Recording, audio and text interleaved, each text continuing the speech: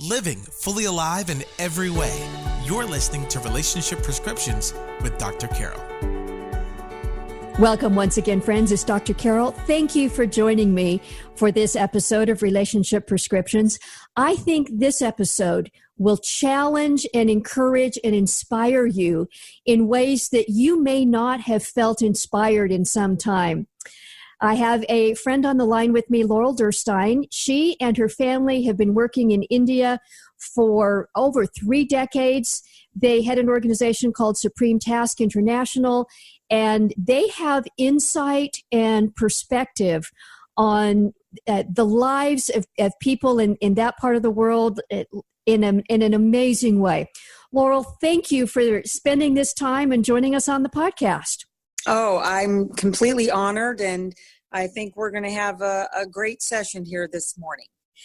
Now, I met you and your daughters some weeks ago, and in thinking back, if you've been working in India for over 3 decades, this is the life that your daughters have known. And let me just start by asking you, what has it been like as a family to be so involved in that culture and raise your daughters going back and forth to India and spending so much of their life growing up in that culture?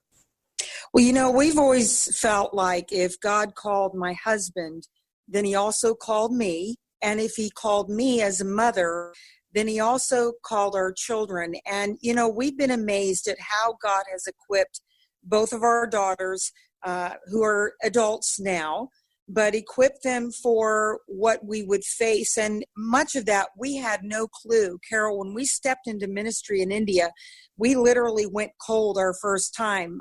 We had training in various areas, but nothing could prepare us for what we would see and what we would encounter. And God just gave incredible moment-by-moment wisdom for us in regards to raising our daughters in another culture. You know, this is something we had told them from day one. As soon as they could understand, we love America, we are Americans, we will always be Americans. And we told them, girls, you will never be Indians. We can love the people, love the culture, love the food, love the dress, but we will never be Indians. We will always be Americans. And so we trained and taught our daughters, Carol, to basically approach the people with great humility. Yes. I think sometimes Americans get a bad rap, a bad reputation, in that we kind of have this know-it-all attitude. And so we always just encourage them to step into every situation with humility. You're going to make a lot of mistakes. And if you don't come off as arrogant or prideful or that you know it all, they will forgive you of a great deal. And I tell you, the Indian people are beautiful, and they have forgiven us of many mistakes that we made along the way. But our daughters really have done well, love the culture, love the people, and the people have loved them as well. I have made one trip to India. It was about 12 years ago. I was only there for a few days. And I remember the people feeling so warm. I mean, if it's in an environment where they feel safe, I just felt like they were just so loving, and they just wanted to embrace you. They wanted to be close to you and connect with you. They're very hospitable. In fact, you know, I feel like over the years we were able to glean a lot from how they do family, how they do life.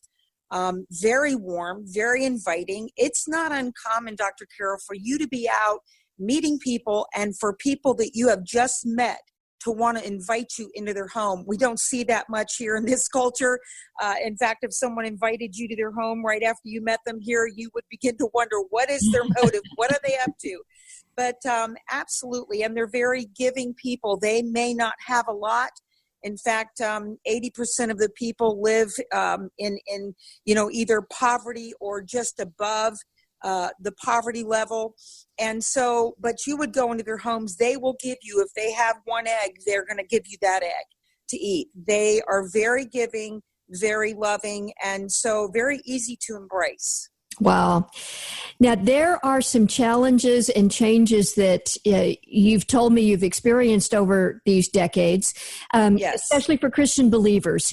And for those of us living in this country, and I'm sure most of our podcast listeners may not understand the depth and heaviness of some of those challenges for believers in that part of the world, in India. Just give us a perspective of that.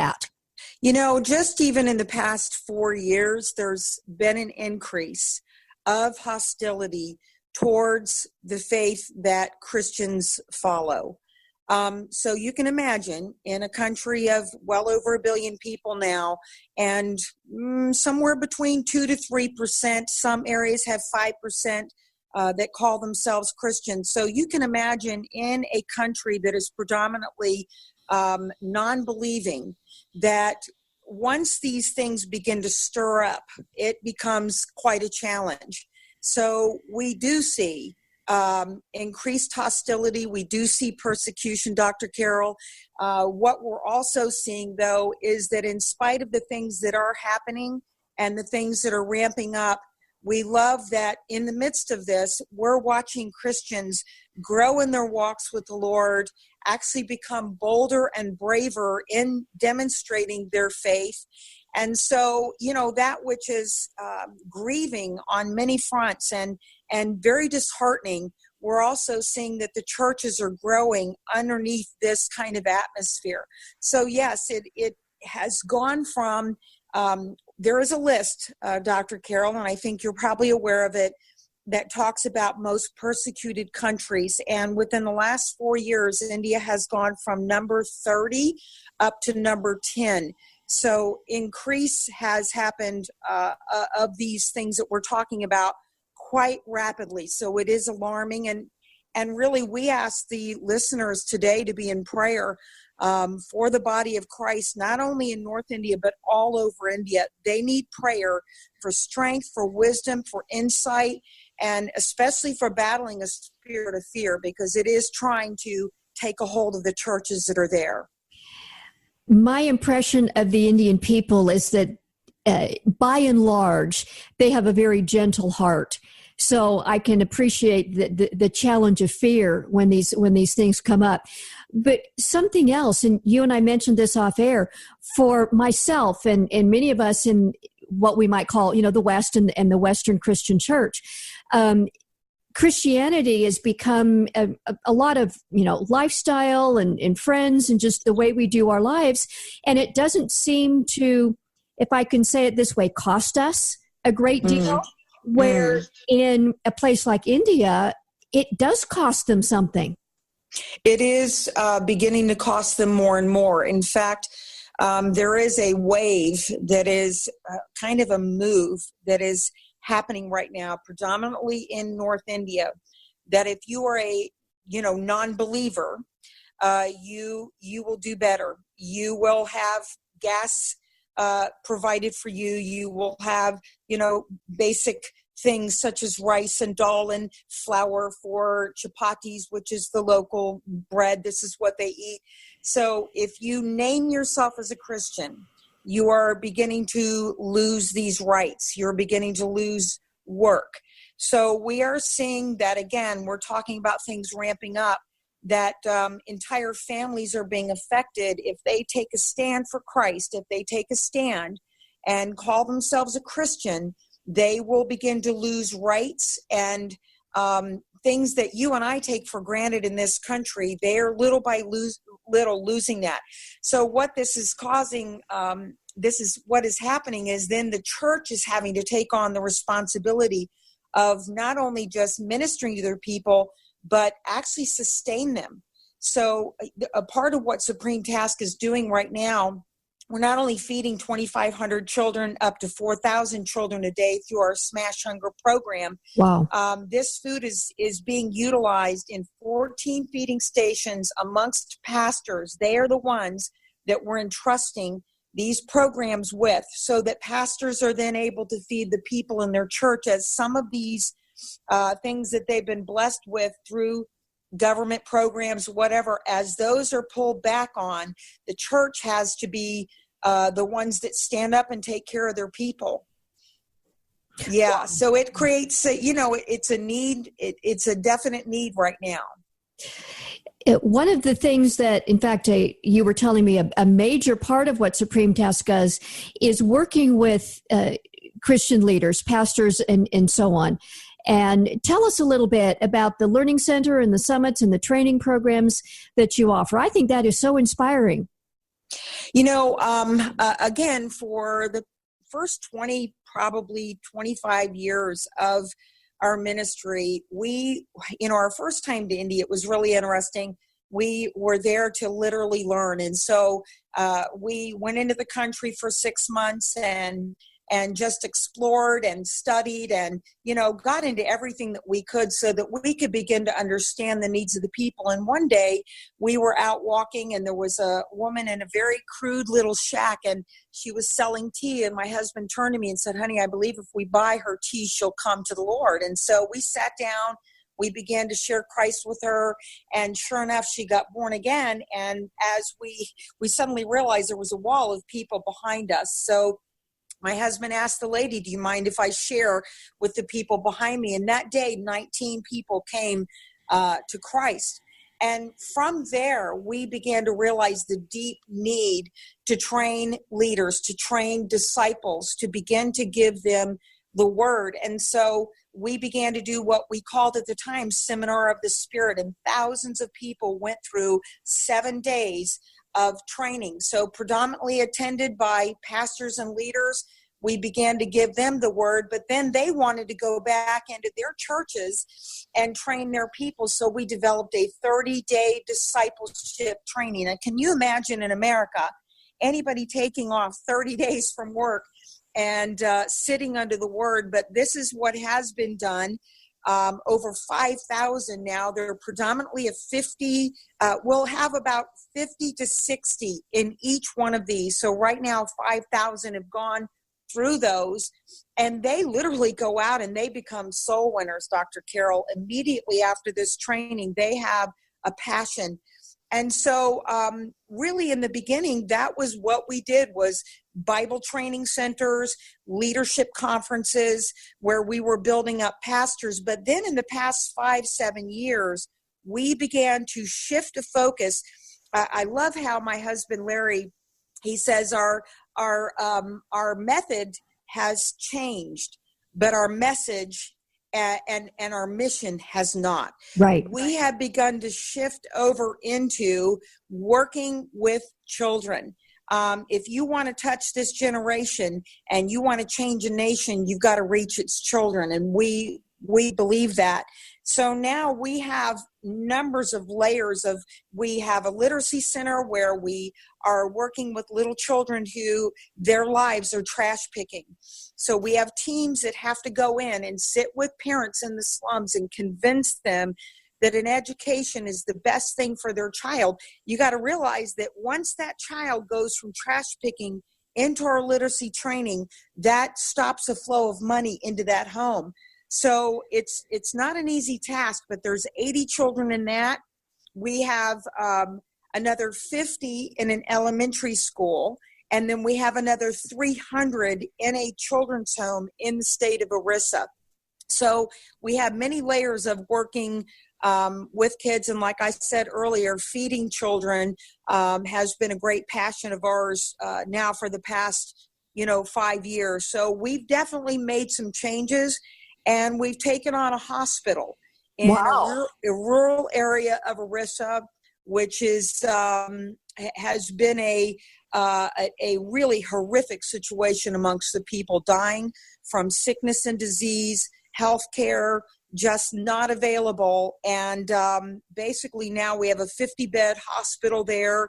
Our lead doctor is a born-again, spirit-filled man, has a heart and a passion for the people in the community. So even right now, we are building out an area so that we can finally have some moms come in and give birth and have their babies actually live, which has been an issue. It's been a problem.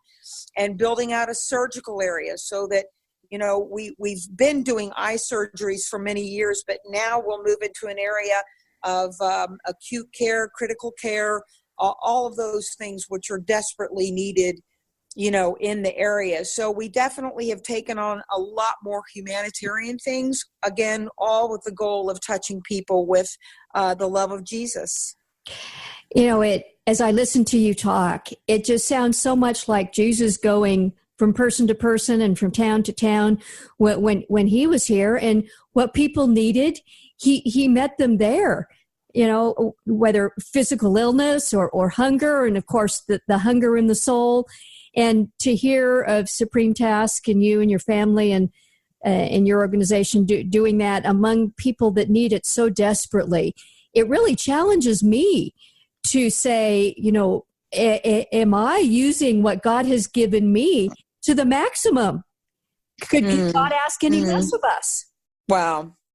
Yeah, I mean, there is such an incredible hunger, and we don't ever do a medical camp where we fail to see people almost before a doctor can check them. Dr. Carol, they will take the hand of the doctor and put it on their head and ask for prayer. So there is a tremendous hunger amongst the people, the children. There's such a hunger when they hear about Jesus and how much he values them and what he did for them. They immediately want to know more about him. And again, this is so unusual for us in this culture, but you can ask people in India, have you heard about Jesus? They say, no, I don't think I know who that is. Does he live nearby? They don't relate to him as being in our culture. If someone talks about Jesus, well, oh, okay, well, that's the Son of God. Or, oh, isn't that a part of the Catholic religion? So everybody in America has heard about Jesus. And yet here we are in India, and many, many, many people have never even heard the name Jesus, much less do they know, who he is. And, we're challenged as well to make sure that everything that we're doing in India, that the end goal is to touch and transform lives. It's one thing, you can feed people, and if we don't introduce them to the Lord, we can feed them on their way to hell. We want to feed people both natural but spiritual food. When we heal bodies, we don't want to heal bodies so that they go into an eternity without Christ. We want to see people healed and introduced to the one that can take them into an eternity that's in heaven with him. So we have to also, we get tired, we get weary, we begin to do things out of habit, like, in this culture, everything is get up and do the same thing that we did yesterday. But so we're in the same predicament. We have to challenge ourselves to keep the Lord as number one in our hearts and fresh, that relationship with him fresh, so that we can continue to have something fresh and alive to give people. Wow, Laurel, if you were to speak to our listeners directly, and I imagine many of our listeners are probably here in the U.S. and maybe their Christian life is a little dull, and they're going day to day, and yeah, they know they're going to go to heaven, but is this all that there is, and just kind of wondering, what might you say to somebody here in our listeners? It's just kind of, making it day to day, but they're hearing you and they're saying there's some big things out there, some big needs. What would you say to them? I think it is easy to fall into that trap of being bored, or as the Bible calls it, lukewarm.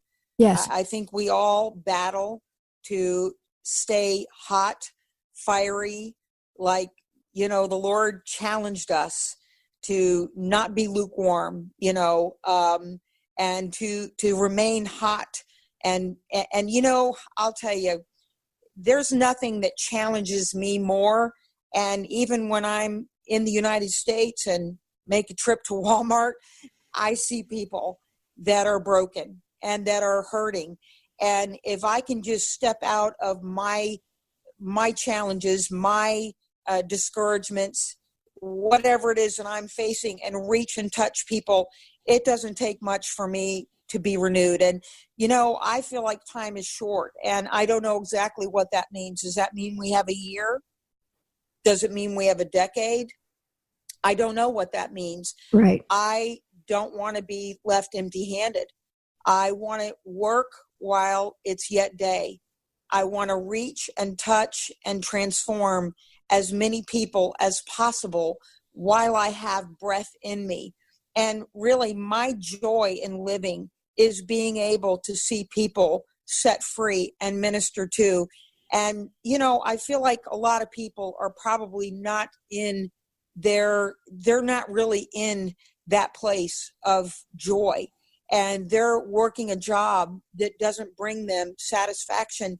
I was in a place as a 22-year-old, Dr. Carol, I was in a place of just, I don't know what to do with my life. Yes. And I was asking God just for one word. Just speak to me. Give me one word from heaven. And what I got was a map. I had laid down and taken a nap during the day. And as I awoke and opened my eyes, there was a map, a massive map of India that was hovering over my bed. That changed my life. A year later, I was married, and my husband came to a place in prayer where he was overwhelmed with a call to India. And that one word from heaven changed the trajectory of my entire life. And I believe that we all have that same access, that if we're in that place of transition and change, and when you are, yes, that you can say, Father, I'm asking for a word. I'm asking for you to show me what it is that I need to be doing. And then whatever it is he shows you to do, step out and be bold, and he'll be faithful to come alongside and give you everything that you need. Sometimes we look back over 30 years. Honestly, I don't know how we've made it as a ministry for 30 years. We now have 50 staff in Supreme Task International working in India. And, every month we just think, well, this is the month we're going under. He continues to supply every need that we have. And we know that that has just been his faithfulness. It's not because we're great communicators. It's not because we've run in circles of people that were, affluent and well-known and educated. He's just been faithful to us to, as we listen and we obey month in and month out, year in and year out, he is faithful to continue to supply every single need that we have. He's been so good. What a testimony, Laurel. That's an awesome, inspiring testimony. And it says to me also, when God gives you a vision, when he asks you to do something, don't feel like it's too big. Just start. Yes, that's so good. Go. Yes. That's right. One step at a time. You're not going to know the end from the beginning. It's futile to try. But it's trusting him in the daily, and he's well able to give us what we need for the day. He gives us our daily manna. Yes. And we're faithful to consume what's there before us and then move to the next day. And I think that I wouldn't want to know. If you would have shown me some of the things we would encounter and some of the things that we would be involved with, I think I would have shrunk back. Yes, I don't know that I could have. But thank God he gave me just a little bit. He whet my appetite, and we just started. We launched, we went, and we said, Lord, we're here. We didn't know anybody in the culture. We didn't know anybody in the country. And it was amazing how he began to open doors from sitting with a little lady in a tea stall and drinking her tea. We are now 30 years of working in this beautiful nation with these beautiful people. Awesome.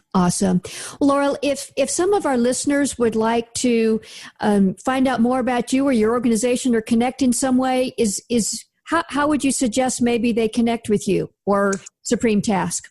Well, we've got two websites, supremetask.international.org. So supremetask.org or smashhunger.com.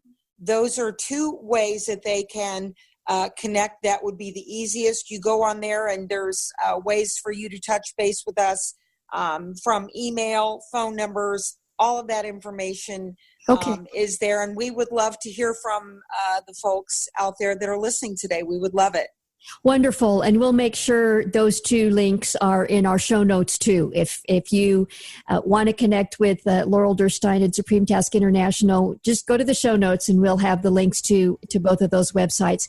A great big thank you, Laurel, for spending this time with us. It's so inspiring to me, and I know it is to our listeners. And let me say, God bless you and your family and all that you are doing for some of his children that are dear to his heart. Well, bless you. And it was awesome meeting you a couple of months ago, and great chatting with you today. Thank you so much for the honor, Dr. Carol. It's an honor to have you, and God be with you and your ministry. All right. Thank you so much. Thank you for listening to Relationship Prescriptions with Dr. Carol. Our purpose is to provide trustworthy resources that help you and others live fully alive in every way as God intended. If you would like to help others experience transformation in their lives and relationships, we invite you to partner with us. Text the word GIVE, that's GIVE, to the number 512-980-1620. Or visit our website at drcarolministries.com/donate to make a one-time contribution or monthly gift. Your financial support allows us to expand our message and to help others. Thank you so much, and may God bless you.